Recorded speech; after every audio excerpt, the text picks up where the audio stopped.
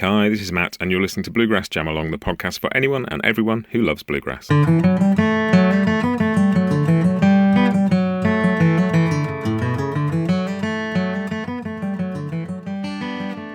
everybody, welcome back to Bluegrass Jam Along, the podcast that helps you dive deeper into the music we all love. This is episode 2 of the Earl Scruggs 100th birthday tribute. And last week we had an episode that had some really cool chats with Tony Trischka, with Kristin, Benson, and with Alan Munde. And we're diving further in with some more cool guests this week. I'm going to have for you Jerry Douglas, Alison Brown, and Tim O'Brien. And we're chatting about all sorts of stuff from what makes Earl so special. Jerry talks a lot about Flatt and Scruggs and sort of how the band worked and the choreography and the sound. Alison talks about kind of Earl and the context that he existed in terms of like the music landscape, the media landscape, really interesting stuff in there. And Tim talked a lot about Earl's role in the development of bluegrass, but also we talked about Louise Scruggs and the role that she played in his life. And Tim talks about spending a bit of time with Earl as well. So there's some really cool stuff coming up. If you haven't heard episode 1, have a listen to that as well. They're not in any particular order. You don't need to hear them in sequence. It's just a bunch of cool chats with people who are hugely passionate about Earl and his music. So first up, we're going to have Jerry Douglas, and he's going to have a bit of a chat about what inspired his band Earls of Leicester, and how essentially Earl Scruggs was some of the first sounds he heard. So here comes Jerry Douglas. I read something in a Rolling Stone article. You said there was no bluegrass until there was Earl Scruggs. Bill Monroe was looking for it, but it wasn't until he auditioned Earl when he finally found it. And I think that's such a cool place to start, because so many people talk about Bill Monroe as the father of bluegrass, and, you know, Earl's contribution was huge. Yeah. Yeah, as I've said before so many times, that I don't think there would be bluegrass music. I don't think we'd be hearing the same music that we are if it hadn't been for Earl Scruggs. Don't think so. I mean, other 5-string banjos players were out there and they were playing with a 3-fingered roll, but nothing like him. Nothing like the freight train that he was, you know, and that he was, when he stepped up to the mic, he was totally in command and you were following him. And it wasn't into unknown territory for you, but it had something on top of it that you'd never seen before. Sort of like that kind of thing. But I think when those guys, I would like to have seen their faces the first time they saw Earl Scruggs open up, you know, on something. I don't think I mean, it would be the same as, you know, hearing Stephen Grappelli for the first time, or some musician, Django, or you know, Clapton, or, you know, Jeff Beck, something like that, Elvis. You know, it was a defining moment when he played the banjo with Bill Monroe. It changed everything. And it's so hard to imagine like what it was like hearing that for the first time, because that sound is so much like, if anything says bluegrass, it's that banjo style probably above everything else. Yeah, we're permeated with it now. But it was something unheard of at that point. No one knew what it was. And that's why he got 5 standing ovations at the end of the first song, at the end of the first set that he played with Bill Monroe on the Opry. They couldn't get enough. They had to like pull him off the stage, you know. They had to finally quit. They couldn't play more than 5 times this song. It's just nuts. It doesn't happen. And, you know, when the Earls played the Ryman the first time, it was the first time that Johnny Warren had actually played on the Opry stage, even though he had been there countless times with his dad when he was playing with Flatt Scruggs, when his Paul was playing Flatt Scruggs. And he played Black Eyed Susie, or Durham's Bull. This song, Durham's Bull, that his father was famous for playing on the Opry. And he played it, and he got a standing ovation. So we had to play it twice. So that's close, you know. And that would be an amazing feeling to get that kind of love from that room, you know. So I can kind of grasp what it would have been like to have heard it, but it was brand new. It hadn't been heard before. Nobody had heard anything like that. It was like bringing a brand new instrument into the Opry that nobody had ever seen. It was complete. It was played in a way that no one had ever seen anybody play. Miraculous. There's that amazing Steve Martin quote, isn't there, about before Earl Scruggs, nobody had played the banjo like that, and after, everybody did. Everybody did. Yeah. Everybody tried. To. Yeah. Everybody tried. Yeah, they did try, but nobody could play with the drive and expertise that he had. By the time he got to Monroe, and I think you've probably heard before that he auditioned for Bill Monroe. He had the flu. And then Bill Monroe gave him some money, sent him home on a bus, and gave him enough money to come back the next weekend and play. So he felt better. He probably played better, and I'm sure Monroe was ready for round two. Of like, what's this guy bringing this time? It's just like, can you play this? Yes, I can play that and more. He opened Pandora's box for everybody. And yeah, ever since then, every banjo player that picks up a banjo and puts on a set of picks, they're trying to be Earl Scruggs. That's the first thought in their mind. And I don't know anybody that's ever played another instrument that could have had that feeling, that, you pick it up automatically. The sound you expect to hear is Earl Scruggs, but it's not. It's you trying to be him, and you're not him. So you're going to be disappointed at first. It's going to take a while to get the sound first, just the sound that you want to hear.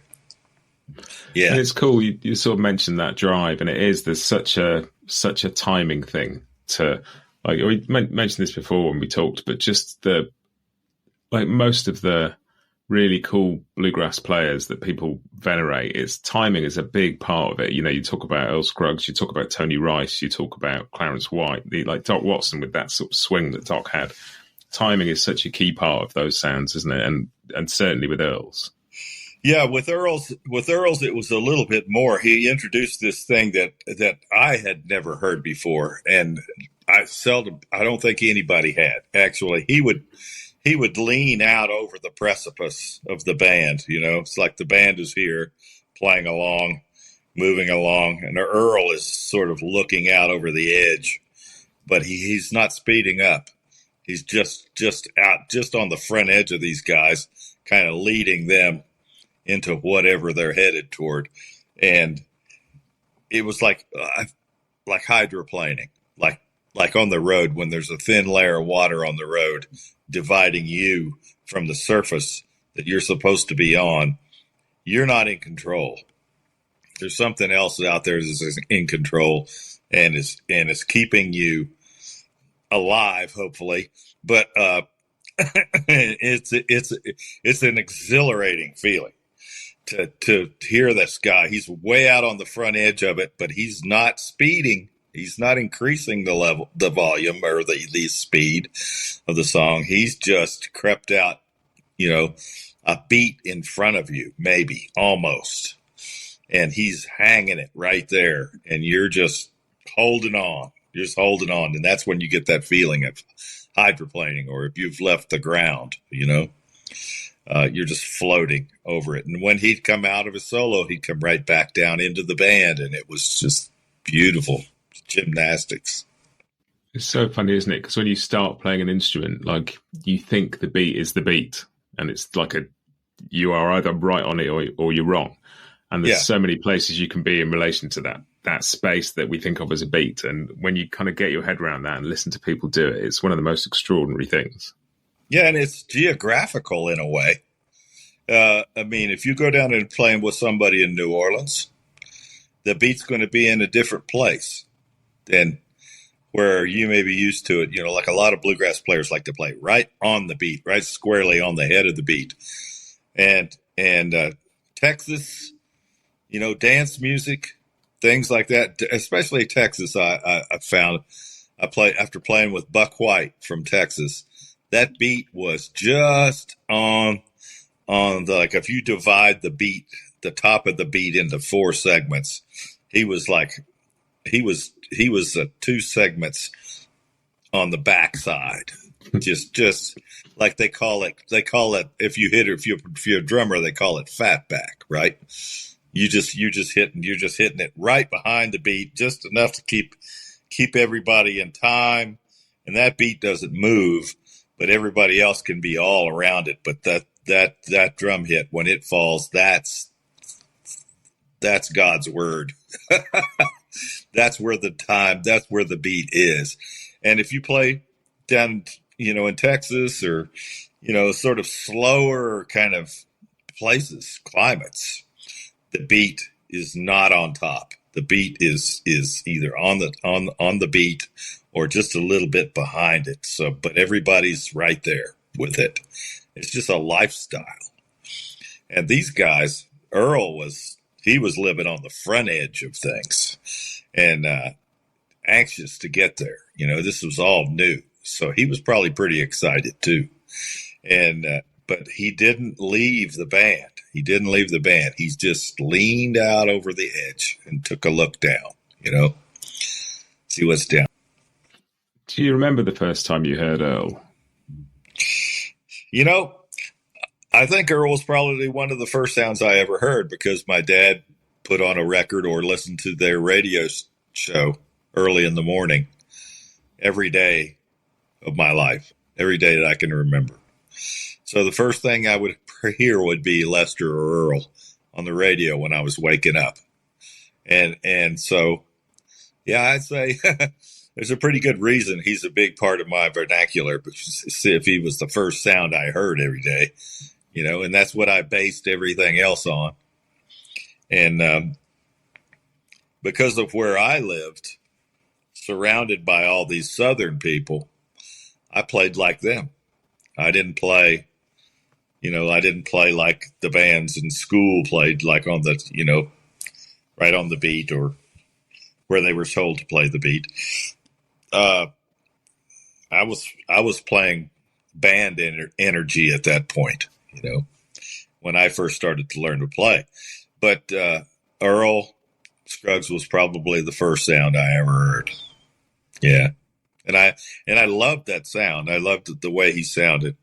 And then when I realized this guy was in the band playing this bluesy instrument that could sustain and do all these other things and support instruments, but at the same time, he could play solos that were on fire, that were just as fast as Earl's solos.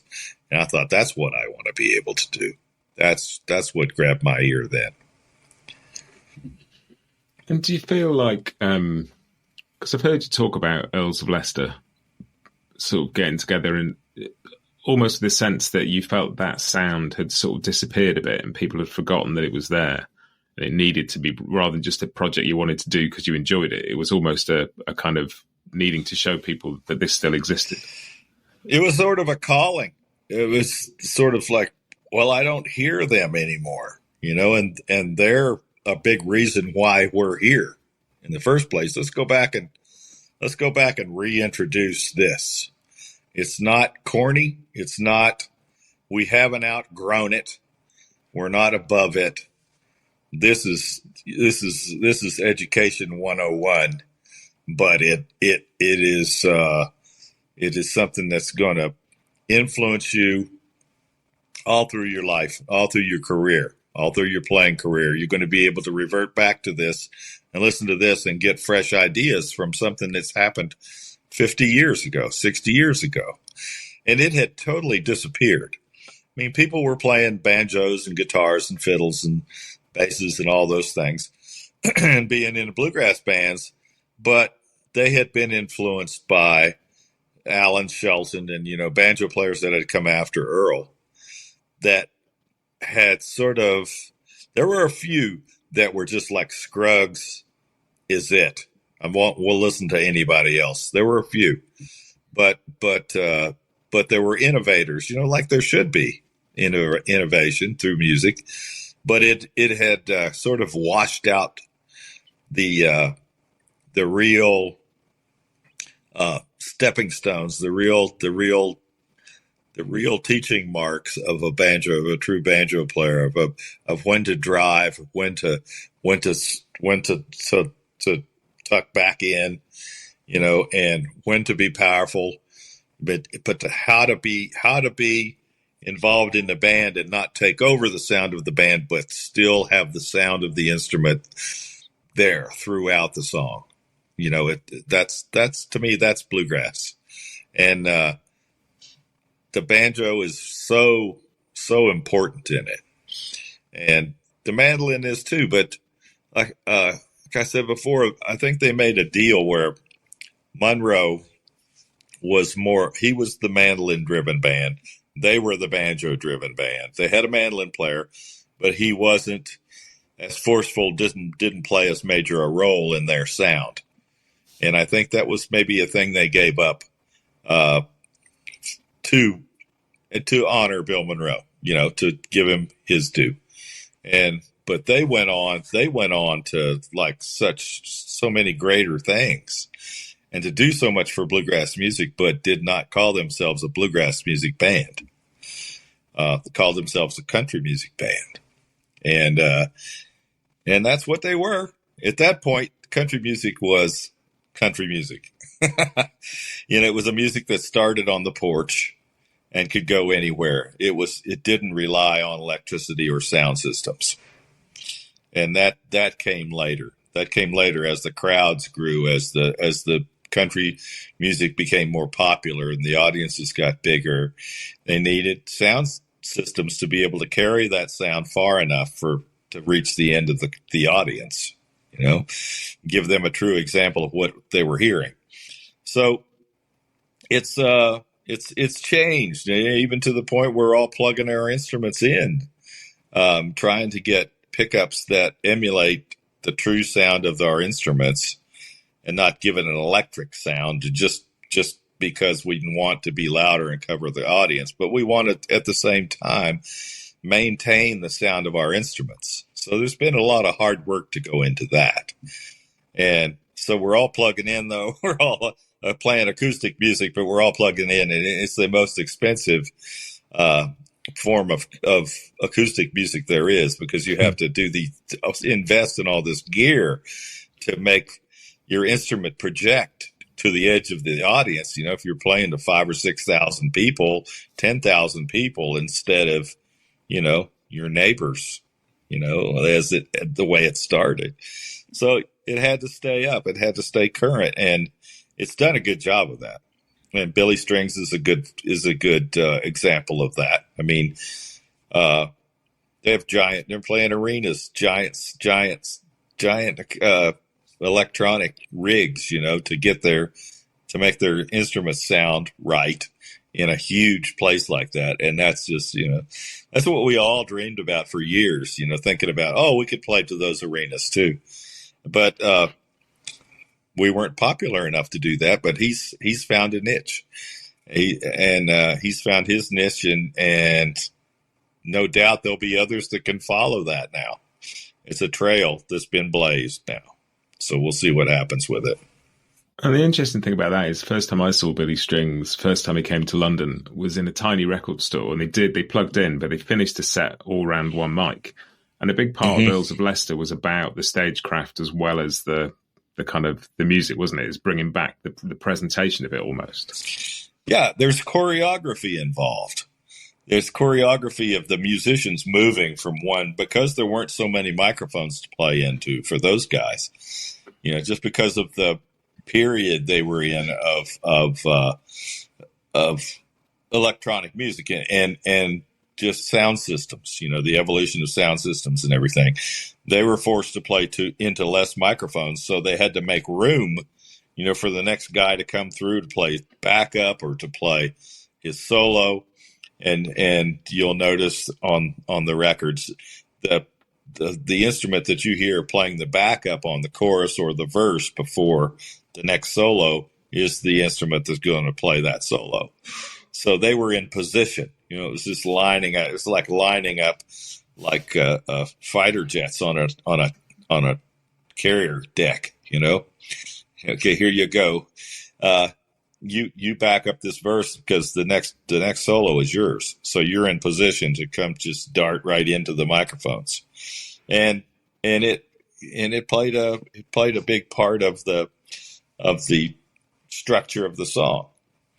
And also, you might pick a certain instrument to play the next solo because of the subject matter of the verse that you just sang, or you think ahead to these things. And they did. They thought about those things. I don't think everybody else took that into account, but they were tuned into a fine detail about who was going to play when. You could hear them move. You could hear them move on the records. You could hear the fiddle move from left to right. It was like, even though it was mono recording, you can still kind of see what's going to happen. They didn't move from side to side like in stereo, where you could say, I actually just watch them move, but you knew where they were in that mono picture. It's a crazy thing, but it's important. It's important in their whole sound. It was important in their sound, and as it is, like you were talking about with Billy, we used to do the same thing with Alison.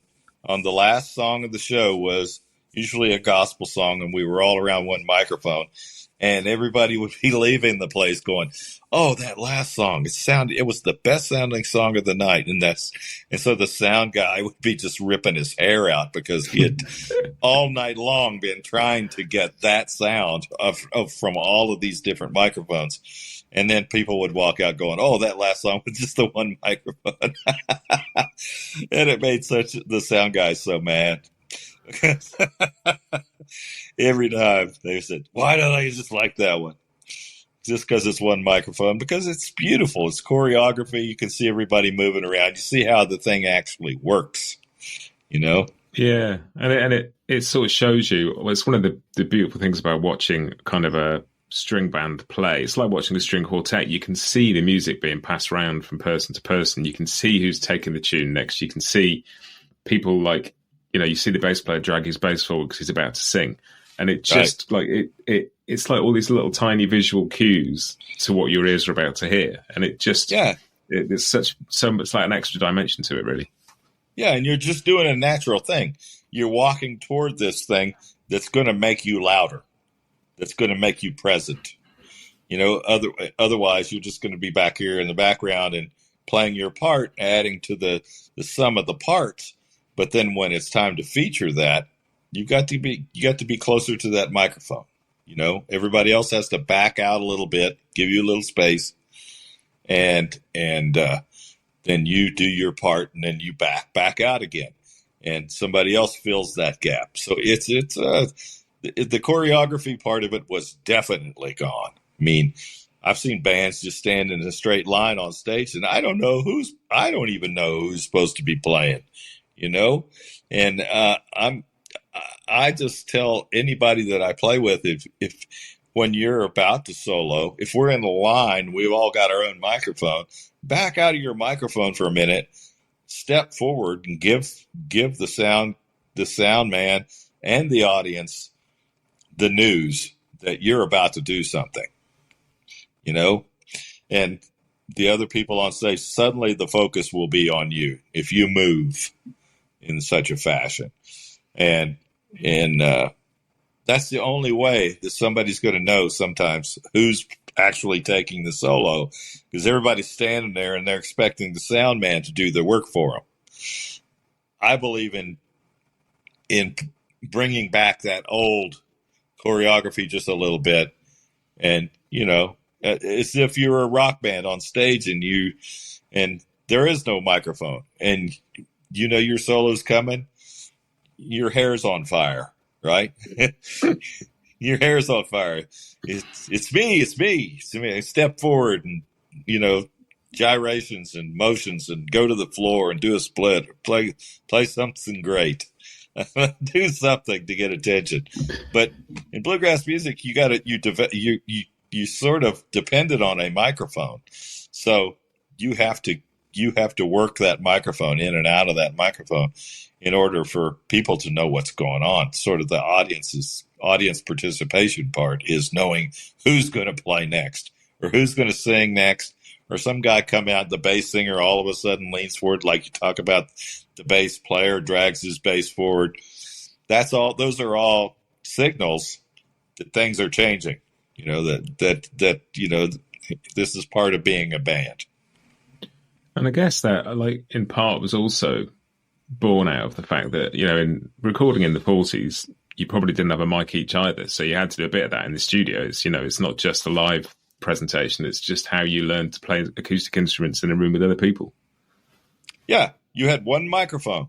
Usually you had one microphone. You're in a radio station and they're recording you on these big acetates, these big, loud, flat, black discs. They're cutting it right there on the spot. There's no do-over. There's no, let me patch this place up. You know, like all this recording that we can do now, we can fix anything. But back then, no, you had one microphone. You were in that microphone or you weren't heard. You get in that microphone, you eat that microphone, make that yours. And then when your turn's over, you're out of there. Somebody else's turn. I mean, I have to say, with the Earls of Leicester stuff, just being English, that name makes me laugh. I wonder how many people your side of the pond actually get it. They don't. They don't. It took forever. You know, now they've got it. Now that we've said it enough, and you know, just kind of blanketed the whole universe with Leicester. You know, tie it together, Earl and Leicester. You know, if nothing else, give us that break. But yeah, I just was leaving London and I saw this street, Leicester Street, and I went, that's pronounced Leicester. Leicester. Whoa. Okay, that's the name of the band. That's the Earls of Leicester. But then I had the I forget who it was. I don't know. I don't actually forget who it was, but I won't embarrass them. They came in and to interview me from Rolling Stone, and right away mispronounced the name of the band, and I had to start there. So this is the British pronunciation of this word. And now you get it, right? So that was my chat with Jerry Douglas. Funny story, we recorded that twice. I interviewed Jerry and we got all the way through, and the next day I listened to the audio and it turned out it had only recorded 5 minutes of his side of it, and it was all me, and you do not want that, trust me. So Jerry very kindly said we do it again, which we did, and this interview you're hearing is the second one. So yeah, and it was great. Jerry is, as you would imagine, you know, full of warmth and humour and fun and insight and depth and passion. And it was a great chance to get to talk to him, and I really, really enjoyed it. So thank you, Jerry. And another guest coming up now that I hadn't spoken to before, Alison Brown. And this was wonderful. She was just insightful and reflective and thoughtful, and sort of talked a lot about the context of Earl's life and when he arrived and what the music landscape was like and cultural landscape and how that shaped Earl and was shaped by Earl, and just so many things I hadn't thought about. So I really enjoyed this. This is Alison Brown. Yeah, Earl Scruggs was my door into the 5-string banjo. I was taking guitar lessons from a guy and in Connecticut when I was a kid, and he brought over a copy of Earl Scruggs' Foggy Mountain banjo record, and my dad made a cassette tape of it for me and labeled it Hillbilly Music, and that was my introduction to the banjo, and I just loved the sound of the instrument. I really wanted to learn how to do it. And of course, my parents were like, first you have to stick with the guitar and then you can try the banjo. So I eventually talked them into getting me an inexpensive banjo and started making my way through the Earl Scruggs repertoire. And I think probably the first or second thing that my teacher taught me was Cripple Creek, Scruggs style. So that's the beginning. And it's really interesting because I've heard you talk quite a bit over the years, both about how sort of fundamental Earl's playing is to the banjo, but also like acknowledging how hard it is to do as well. And that, you know, I think a lot of people pick up the banjo and try and get that right hand nailed. And I did this years ago. I tried to play the banjo and it just wasn't for me. I ended up playing guitar. But it's such a a combination of, I think you put it beautifully actually, like the first chord on banjo is free. Once you've got it in tune, you've got a chord. You only need two more chords, and then it's that right hand. And it's sort of the simplest thing and the hardest thing at the same time, isn't it? Yeah. So when you said that what Earl does is hard, I mean, it is and it isn't. Here's the thing I think that makes Earl Scruggs' style so classic is that really many people can emulate what he's doing pretty well.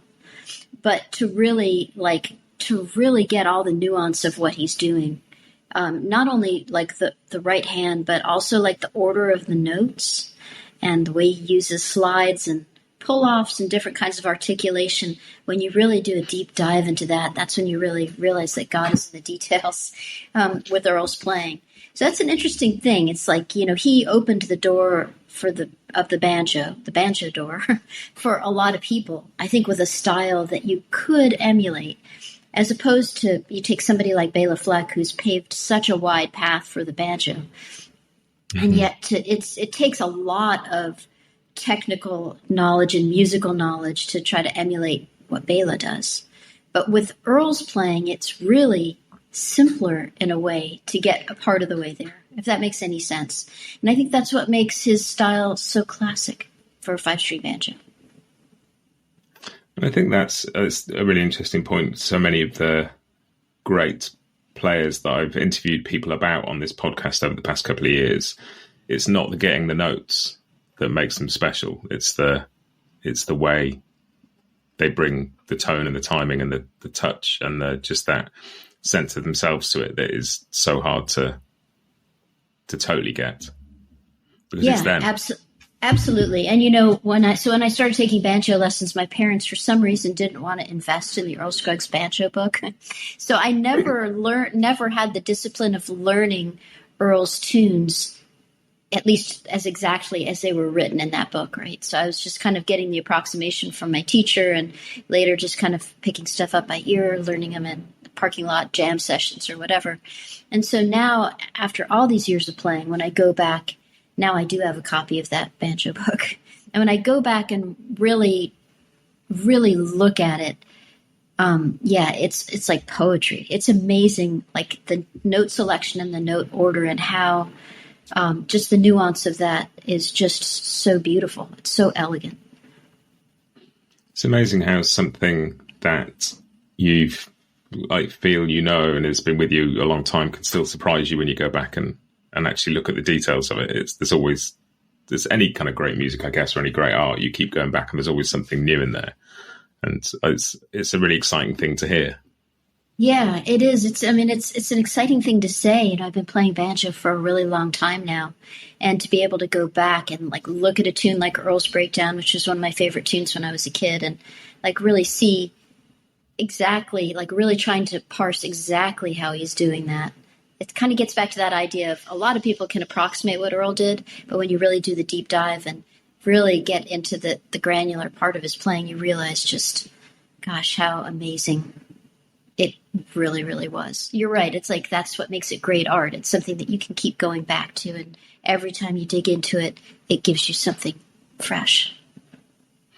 And it sounds like to somebody like me who sort of didn't grow up with it, it feels like something that's just always been there. It's a sound that is so familiar. Like anybody who has heard any form of Western music has probably heard some bluegrass at some point, and that is just, it sounds like a thing that's always existed rather than something that was invented by a handful of players at the same time. But predominantly Earl's the one that people associate it with, and it's not actually that old compared to so much music, but it just sounds so timeless as a thing.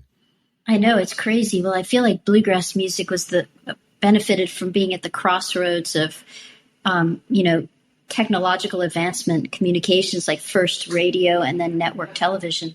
So when Earl Scruggs with that banjo and Beverly Hillbillies on network TV or on the Grand Ole Opry with Clear Channel Radio, taking that sound to so many millions of people at one time, I think that's why a lot of people think that the banjo's voice is that voice. And aren't as aware of all the kinds of music that have been played on the banjo, like leading up to that moment in 1945 when it crystallized on the Grand Ole Opry and bluegrass music was born, as they say. It's pretty interesting. It's like a marketing thing. It's like, you're absolutely right. I mean, bluegrass music is the result of, kind of post World War II industrialization of the South and kind of demographic shifts in the South. So it's not that new music. And in fact, it's modern influences that shaped the birth of that music. But because it's been so broadly broadcast through different forms of media, most people think that the banjo is just good for bank robberies and car chases. That's what banjo music is. So it's a fascinating story. I remember I used to work in a music publishing company where we had all sorts of sort of production music and library music for film and TV. And my job was to listen to music and categorize it based on the instruments and how people might use it so people could find stuff to use. And I remember saying to somebody, what's bluegrass music get used for? They went, oh, chasing things. any scene where somebody's chasing something. It's true. And, maybe that's because of Bonnie and Clyde. I don't know. I mean, but maybe another example of, mass communication and bluegrass being there at the same time. It's pretty cool. It's a really interesting point, actually, because it's so, like, even my kids' generation don't realise how few places there used to be to get entertainment from. So we all watch the same things and we all listen to the same things, and things did have like a national audience in a way that is much more fragmented now. And it's really interesting, that point you make about this coming along at that time, that so many people would have heard it because you didn't have, 200 channels and 5 streaming services and infinite radio stations and Spotify. That's right. So we all watched the Beverly Hillbillies, like even me growing up in Southern California, would, go to the beach, but like make sure to be back from surfing in time to watch Beverly Hillbillies. So, yeah, it's pretty powerful. Yeah, and it's amazing how many cultural touch points there've been over the years that have sort of pushed bluegrass. There's often like a new surge in interest in bluegrass because of Oh Brother, or because of, Bonnie and Clyde, or because, and so many of those things are linked to Earl and his playing with sort of Beverly Hillbillies and with Bonnie and Clyde. They're just these moments that bring a music into the spotlight, and then all sorts of new stuff happens. And each time that happens, somebody takes it to a new place, and it's that progresses. I read something you said in an interview about when you think about where banjo can go, I can't help but think about where it's been, and that idea of reaching back and reaching forward at the same time, and how sort of it's easy to forget how progressive bluegrass is or was at the time. Absolutely. It's such a grounded sound now that... Yeah, like folk music on overdrive, or there's a great quote from Neil Rosenberg. It's something like that. Maybe it's folk music on overdrive or old-time music on overdrive, but the overdrive part, yeah, it needs to be underlined. And that's, like you could say, maybe that's just like the reaction of a society to such monumental change, after the war and the transformation of the kind of formerly agrarian South and the experiences of people that had to leave that culture and go up north and work in the oil refineries like Bill Monroe did, and factories and all that stuff. I mean, I know Earl worked in the factory too, so maybe that's on some subconscious plane part of what informed like the speed of bluegrass music. But whatever it is, it's crazy to me that it reached out to me, 30 years later in Southern California, and it's reached people in cultures completely even more removed from the culture that it was created in. So, yeah, what power in that? It's interesting to think that maybe as Earl is celebrated next year, or this year as people are listening to this, that might all start again. The amount of people that would have been exposed to Doc Watson through the 100th birthday celebrations and through people like Billy Strings talking about him, and there's always another generation pushing it forward. And it's sort of exciting to think that there are people out there who have yet to find this and get as excited about it. Yeah, it is. It is. And I think that it's, I don't know, it's still to me such a fresh and captivating sound that I think that it will be able to continue to transcend culture and like place, and time. I think it will continue to call to people who live in circumstances even different than the ones we live in. It's just that good.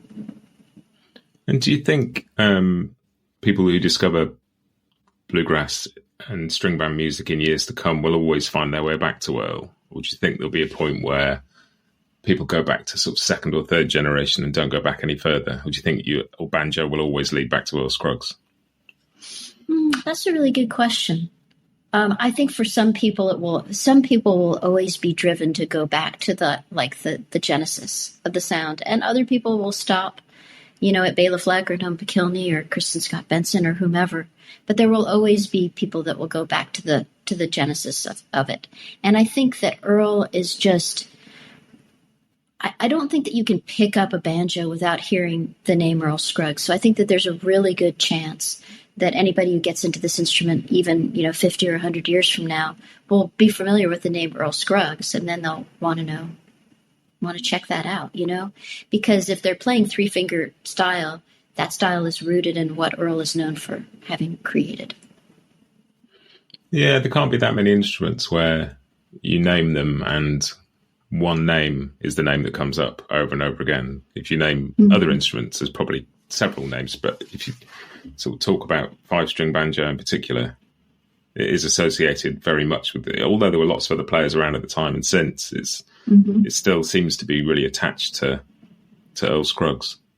Yeah, I mean, he was great, and we've already talked about how timeless what he created is, but I do think he was also the beneficiary of that moment in time with Clear Channel Radio and network television, and he was at the epicenter of that. But you're right. It's interesting. I'm thinking about the other bluegrass instruments. It's like, yeah, it is rare that you think of, mandolin. Well, one guy, but five-string banjo. Yeah, Earl. It is really cool, actually, to think about that. It's amazing because, like, Bill Monroe pioneered a role for the mandolin, but Chris Thile has come along and taken it somewhere else.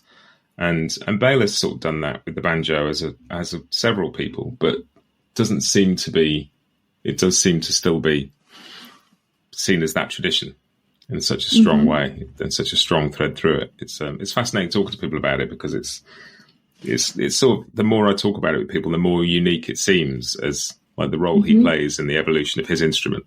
It's sort of a singular thing as far as I can tell. Yeah. I mean, I can't think of anything.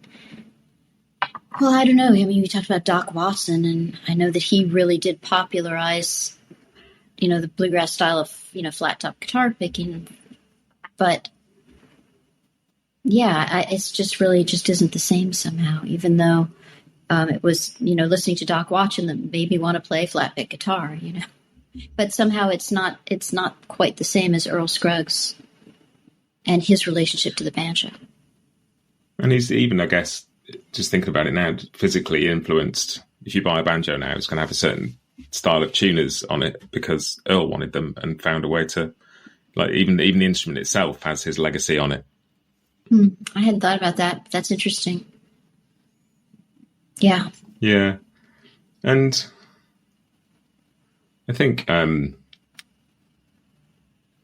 all of these conversations, you just have such a defining role on an instrument, and yet also she's a great guitar player. Like, listening to some of those songs, the guitar playing is incredible on those sort of gospel tunes, and it's singing and, like, all of it is. And there's the thing about, and this hadn't really clicked till I was talking to people about that. But what makes the banjo playing so special for me is the sort of clarity and the timing and this sort of thread of all the notes are so connected to each other.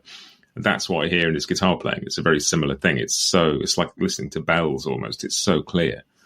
It's extraordinary.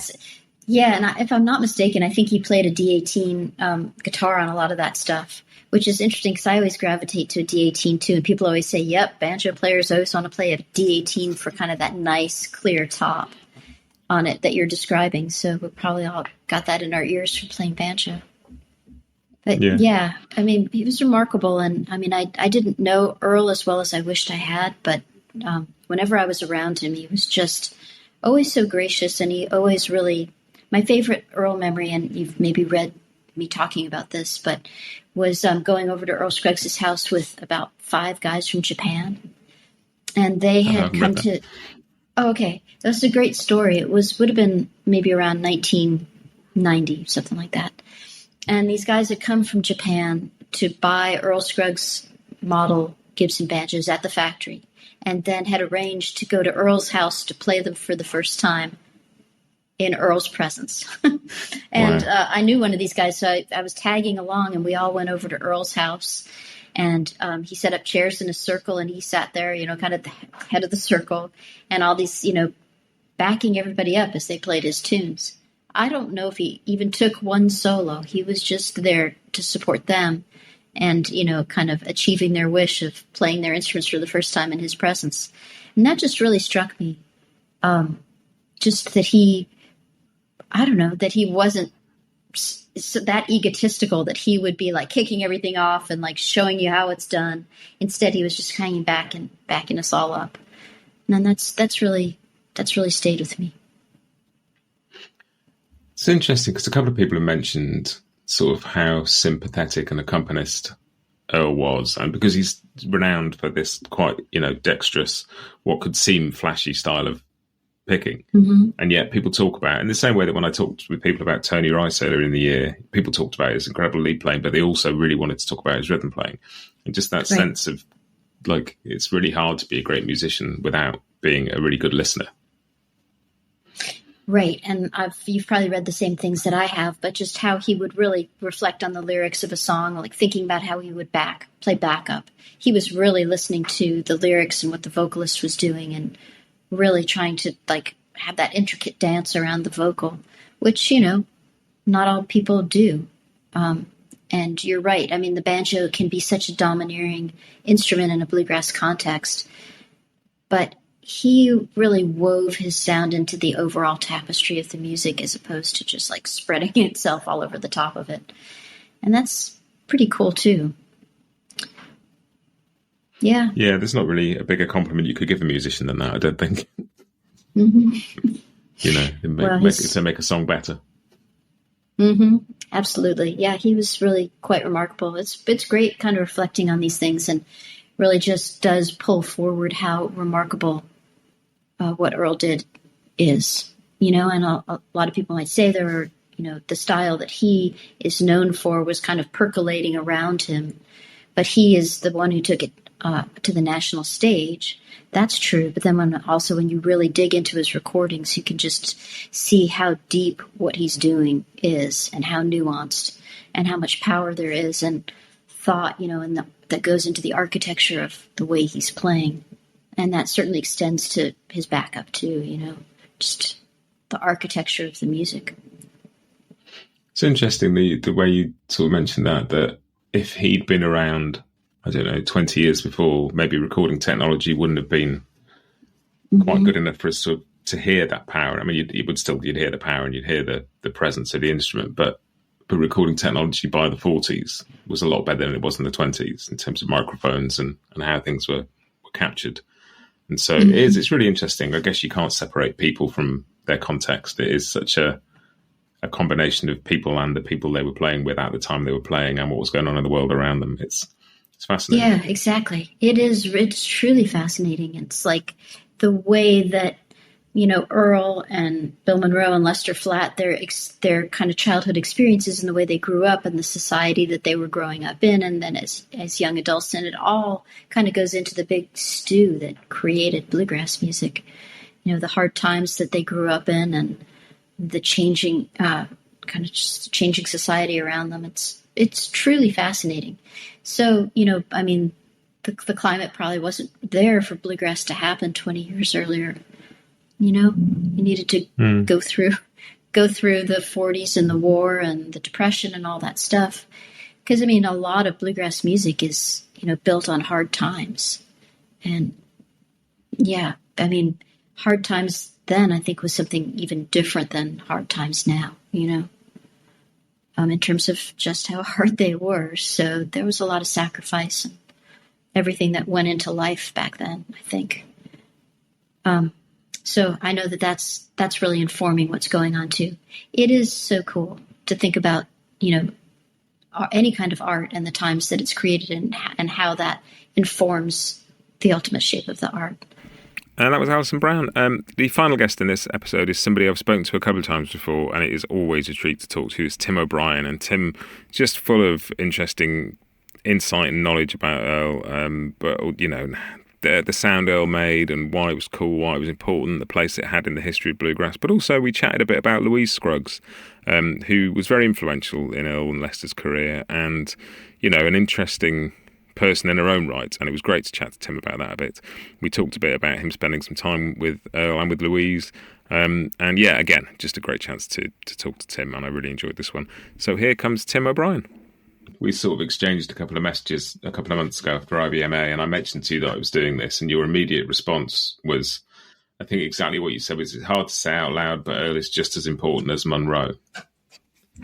Yeah, it's John Hartford's on record saying that. He said that Lester and Earl were just as important as Bill Monroe as far as getting that sound and forming it. And the thing that excited people like him. And, Monroe was, he was interested in, great musician. But I think one of the things that happened was with the addition of Lester Flatt, he had a better singer. He had also a better timekeeper with him. And also with Howard Watts was kind of a big addition to that band as well. Kind of more defined role of the bass. Both his singing and his playing. But then with Scruggs, it's like finally he had somebody that he could play against. He sort of, they could, Earl would talk about how they would feud between the instruments. Like, I'll come up and kind of pop you and show you what I can do, and then you go up and do that. And they go back and forth. And it kind of, I think it escalated, it kind of rose the music, kind of lifted it up. I think also at the time, it was something that really set Monroe apart. It made bluegrass into a thing that was, his music was radical when he started on the Opry in 39. But I think having that banjo, it was kind of, regional styles were just getting homogenized.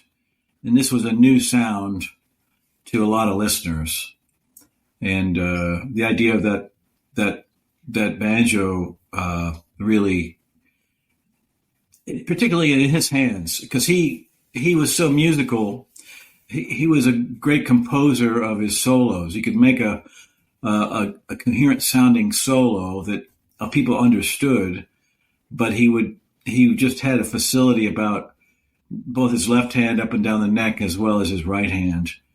And being like 22 years old and just, I've got this thing that I can do. And somehow it seems to be working right within this music that Bill's been doing.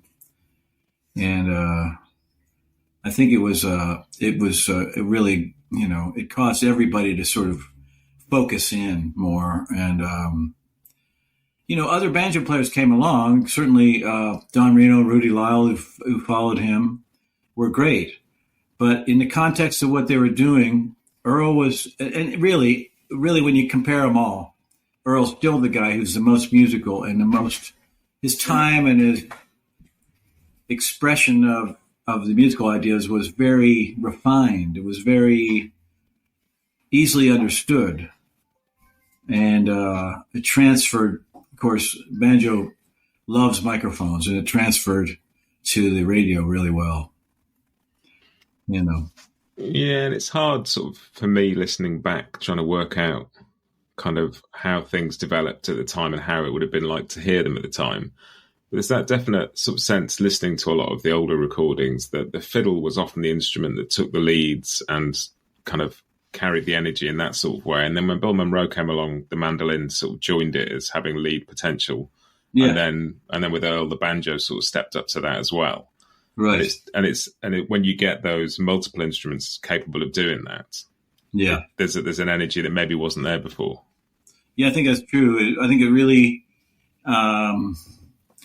it's just, his excellence. And I think, he was kind of cagey when he joined Monroe.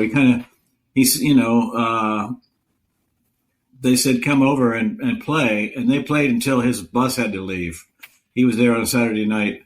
And he said, yeah, well, my bus has got to leave. And Monroe said, this was Saturday night. He goes, all right, we'll come back on Monday. And he said, well, wait a minute. I haven't even talked to you about what I'm getting paid. And plus I got the flu and I want to get better and I got to go home and deal with my mother and, sort things out before I come back here. And so Monroe said, okay, well, fine. And he came back the following Saturday. And I think Monroe said, okay, well, this, I'll deal with this guy because I think it's important. Flat really liked him. And then, the reaction on the air, I think, was a clue to Monroe that, oh, this is really good. He was doubtful. He wasn't sure after hearing him, but Flat said, I'd hire him whatever it costs.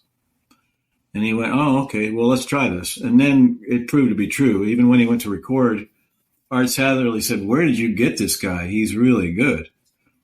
And then I was reading, too, was that at the time, country music was kind of starting to go uptown a little bit with people like Bob Wills and, electric guitars were coming in and some of that, particularly, I guess, the Western swing stuff, the instrumentation and, fancy soloing and improvised soloing was really kind of popular. Jazz was more popular and it was bleeding into the country music thing that way. And Bill was able to incorporate something like that within his own band. Peter Owen said something on an interview I heard recently where he said he actually took those guys down to New Orleans for like a couple weeks. And maybe they were playing radio or something. He wanted them to hear the music. He wanted to take them out and hear people play the blues and play jazz and stuff, which is really interesting. Yeah. Yeah, and that sort of blues influence is such a strong part of it. And I think, it is interesting because at that point, probably sort of jazz and swing music was sort of the big thing. And there's elements of that come into it. And, you listen back now and there's so much crossover between sort of string band music and swing in the decades since then. Yes. It's really, it's hard to ignore it. It just was pervasive. And, but, when Monroe he tried him out on, like, before they even recorded, they tried stuff like Footprints in the Snow on stage. And I think Little Maggie, what did I write down? Little Maggie, three songs that, he would have played with Charlie. Molly and Timbros, Roll in My Sweet Baby's Arms, which became a real standard in bluegrass.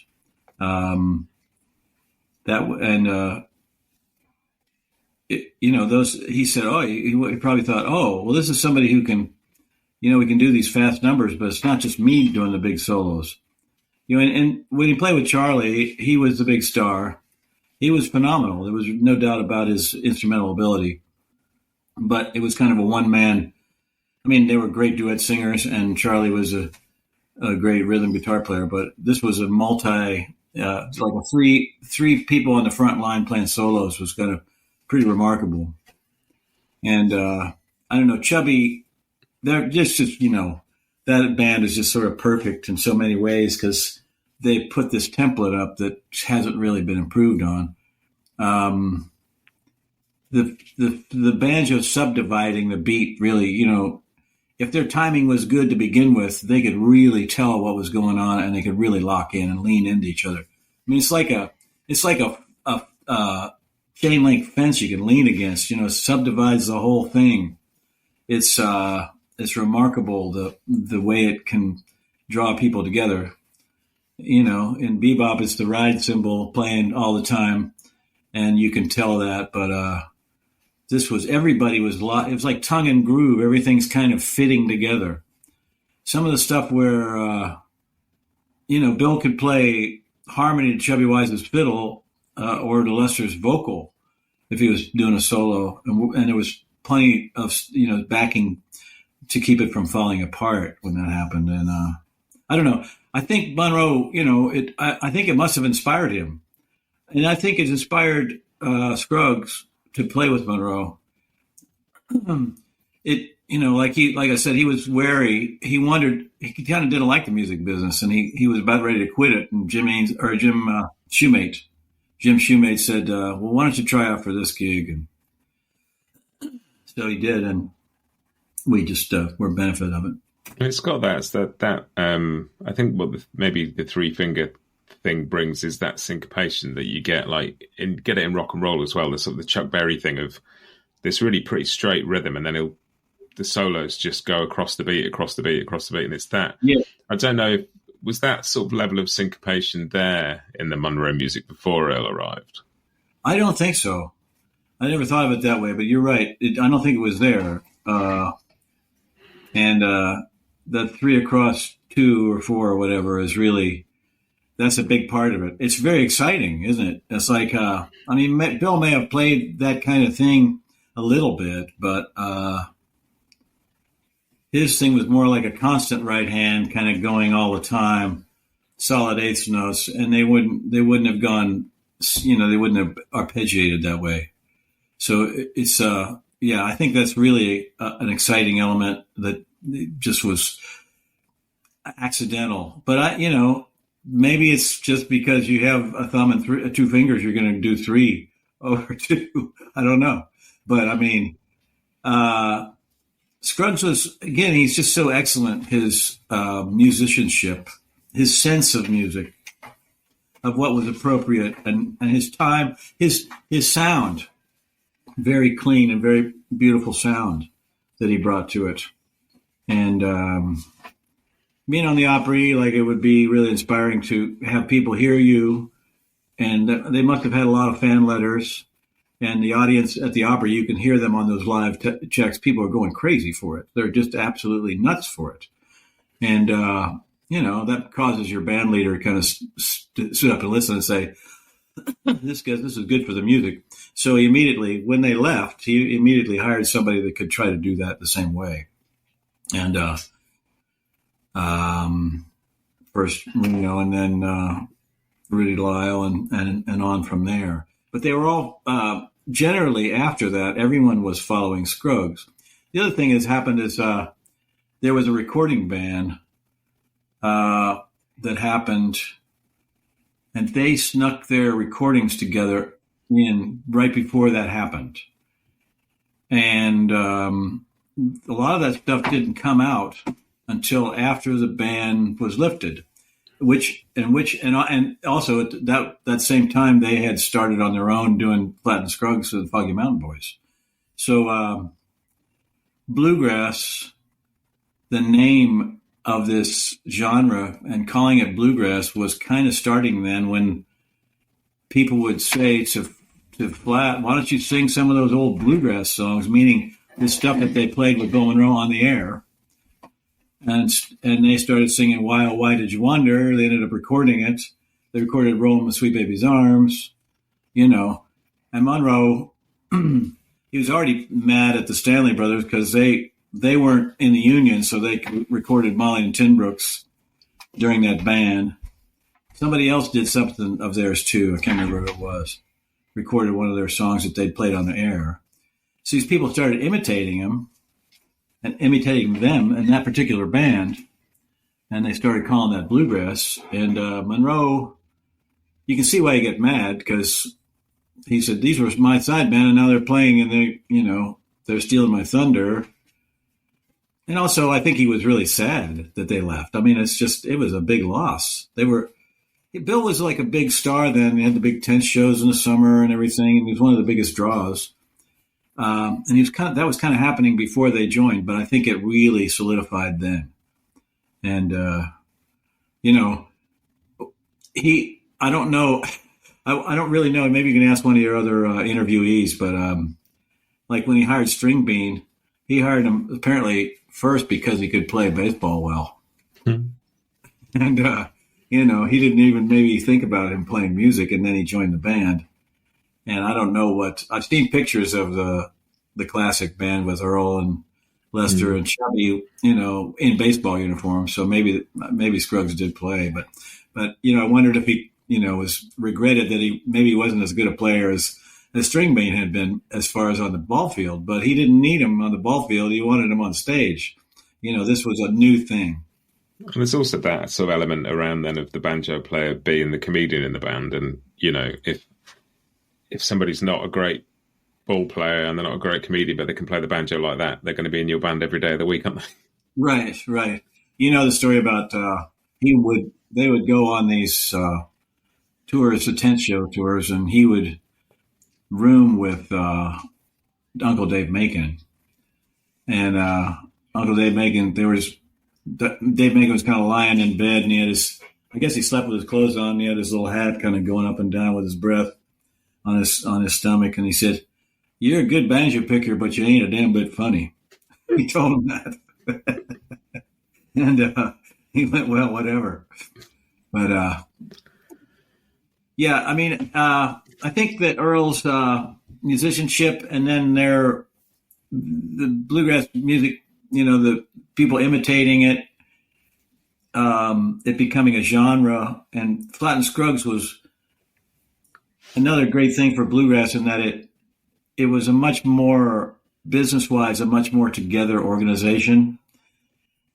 They kept their band, and those guys were kind of partners. They were equal members, but I think they had a better organization. They kind of had a little security because they were, well, not only were they doing well, but I think they paid them more.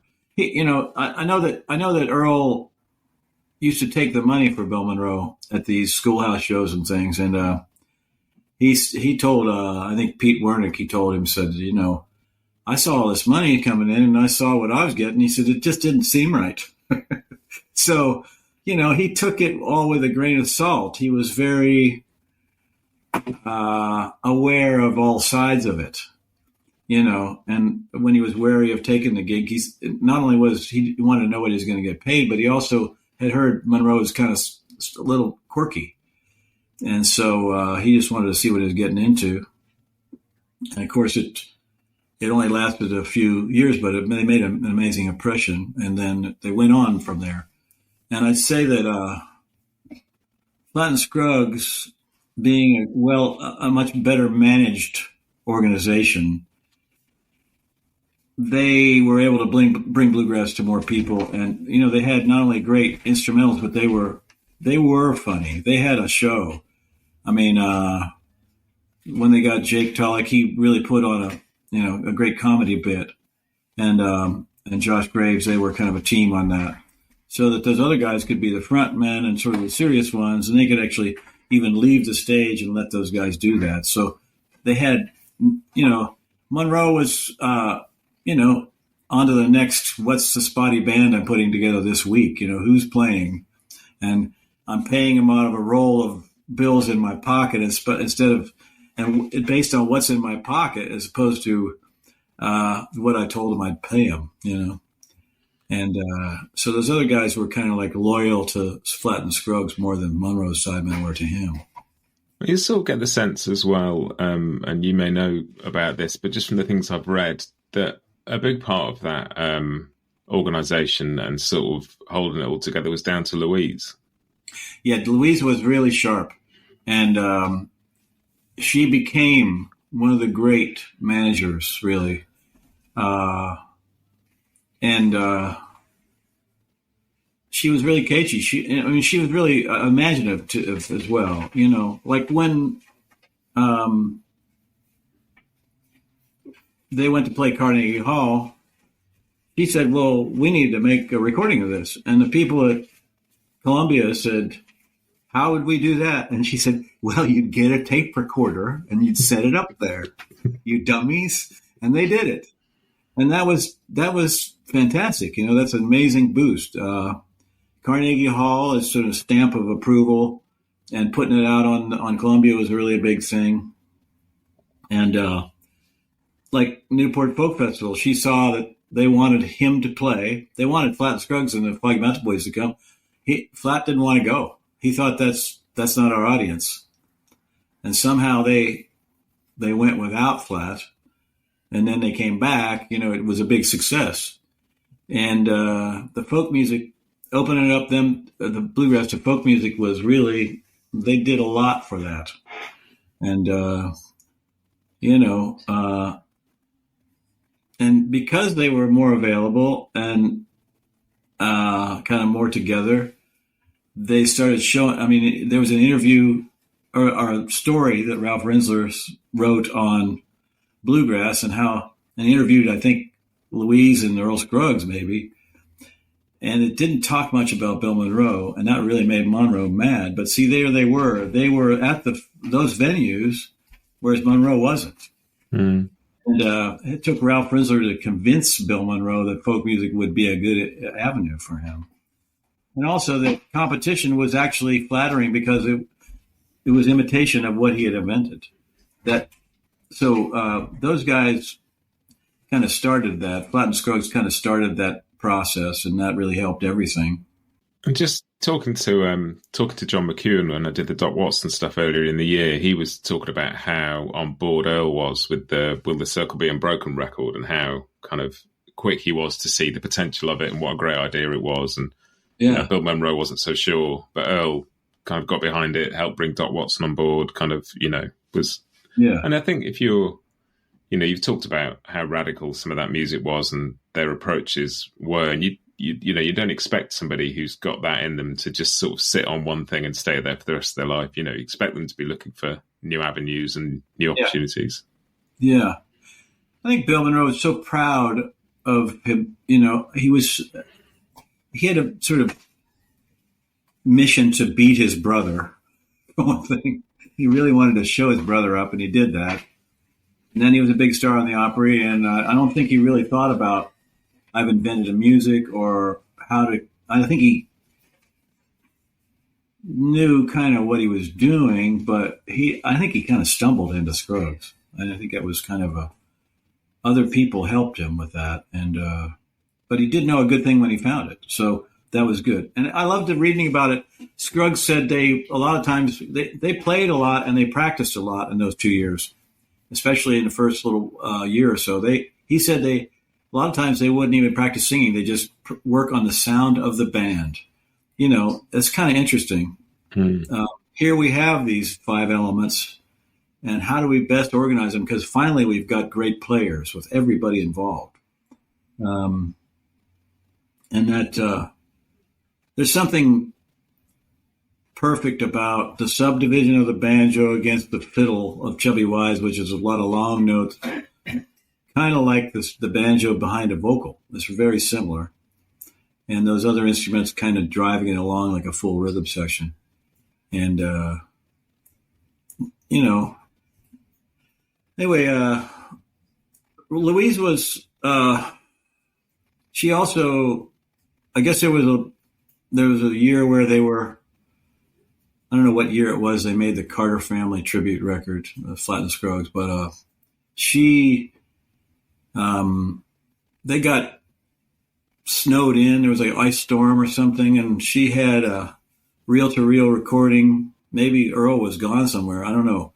But she had a reel-to-reel recording of Carter family stuff, and she put that on, and she told Earl when he got back, you ought to make a record in tribute to the Carter family. That was her idea, and that was a brilliant record. And the sense, Earl's and Louise's sense of the community and what the tradition, the value of the tradition, but also what else was new was coming along, they were very progressive that way. I wanted to tell you I met him and Louise. They were signing a book, or it might have been, they were just at an IBMA conference in Owensboro back in the early days of the IBMA conventions. And I got in line and I just said hello, and Louise knew. She looked up and she said, "Oh, I really like Walk the Way the Wind Blows," which had been a hit by Kathy Mattea, and she knew that I had sung that song and written the song. So I guess that was probably 95 or 6 or so. I don't know. I moved to Nashville in 96. And in 98 or 9, I think it was probably the end of 98, I was making this record called The Crossing. And I asked Earl and through Louise if he would play. And she goes, I call her up, and she says, hello. And I said, Louise, it's Tim O'Brien. Hello. I said, how you doing? I'm fine. She's really, short, to the point, Louise. I wanted to know if Earl would be interested in playing on a record of mine. And she said, just a minute. And she came back up, really just a minute later. She said, he didn't want to play on the whole record. I said, well, I just want on one song. She said, what song? And I said, well, Soldier's Joy or Leather Breeches or something like that. And she said, just a minute. She comes back a minute later, says, Earl says he doesn't play a solo on either of those. I said, well, I didn't have to play a solo. So she agreed. And it was, a kind of a freak out. We got Earl Scruggs coming to the studio. And but he came in and he played Cumberland Gap and Leather Breeches and a little medley with Frankie Gavin on the fiddle. And I played mandolin. It was just the three of us. And it was just kind of the blink. It was only it only took like an hour at the most. And between when he got there and when he left. And we didn't want to take his time. But it was momentous. So then I thought, well, and I have this picking party. I had started having this picking party on January 1st. So I think it was the second time it had it. My ex-wife and I put it on. So still do it with your new wife. Now I do it with my new wife. And I invited them. And so she says, yeah, well, send me a fax with your address on it. So sure enough, they came. And I saw them drive up in their Cadillac, and I went and made sure, meet him outside and help. He brought his banjo, and I carried it in for him because he was, his hip was bothering him and stuff.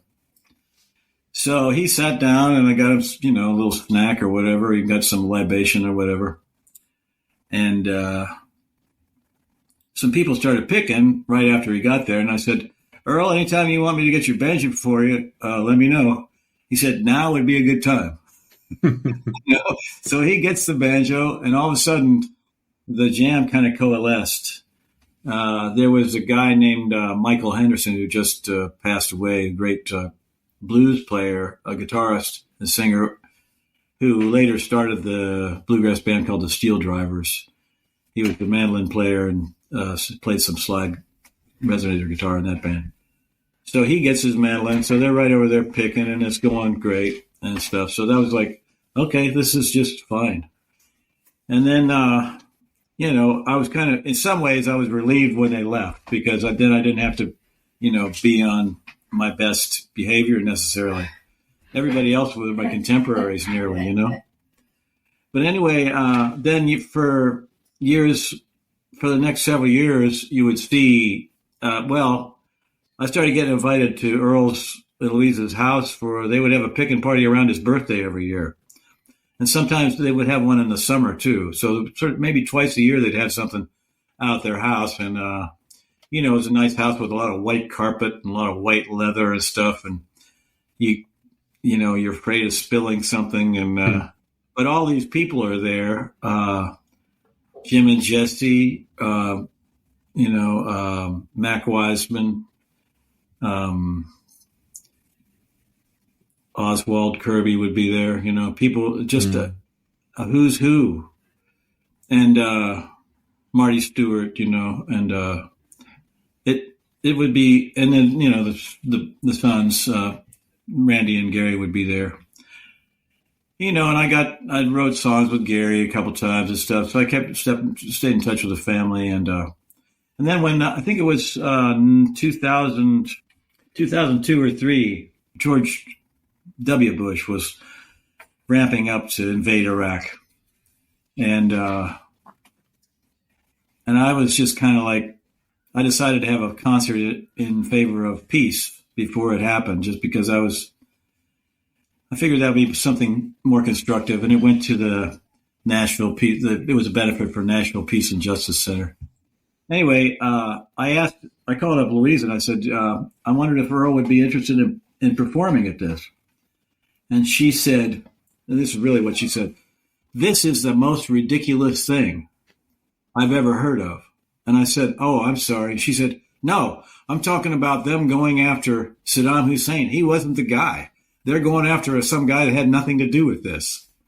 And then he didn't play at the show, but that's another story. But she said she related that they had gone to the moratorium on the Vietnam War in 1969. There was two. There was one in October and then one again in November. And they went to the one in November. Everybody in Nashville poo-pooed the idea of them doing that. It was very controversial. And she said, Nashville paper reported that there was 50,000 people there, but there was apparently 250,000 people there. And that just shows you what happens with the press. And she was very wary of all. She was very, very aware, very savvy, Louise.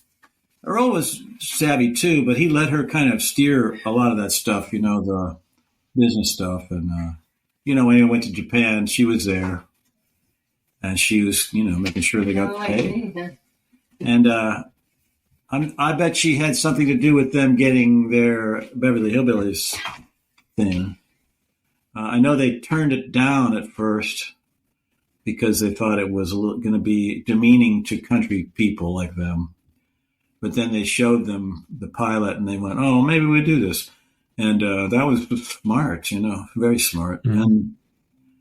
And I think the Bonnie and Clyde soundtrack kind of just fell in their lap. I was going to tell you, Sonny Osborne, I heard him talking about it, and I don't know if I was listening to him in person or if he was telling me, but he said Louise was the toughest booking agent, and their success was such. He was there visiting Earl one time, and they were in the kitchen, I think, and the phone rang, and she's talking to this promoter, and she says, "Well, we need this amount of money." And the guy was him and Han. She said, in the space of 30 seconds, she said, "We need this money." And then 30 seconds later, "Well, we got other promoters that want us those dates." Then 30 seconds later, she says, "You have 2 minutes." Mm-hmm. and the guy didn't bite, and she hung up the phone. And that's the way she was. She knew exactly what she was dealing with, and she wasn't going to mess around. And that's it. I hope you enjoyed that as much as I did. Some really interesting conversations in there. It's such a treat getting to do these. Do go and check out episode 1 if you haven't heard it. I'll be back next week with more guests. I had a chat with some younger pickers. I thought it would be interesting to talk about Earl's influence on a new generation. So I talked to Kyle Tuttle, who is a great banjo player, played with Molly Tuttle and Golden Highway. I also talked to Trey Hensley, fantastic guitar player, who spent some time with Earl. Earl was a massive influence on him. And I also talked to Willow Osborne, sort of next generation up and coming banjo player, and that was fascinating as well. So come back and hear those next week. I really hope you've enjoyed these. It's a lot of fun putting these together, and it's great getting to celebrate Earl with some people who are really passionate about him and his music. But I will see you next time. Have a great week and happy picking.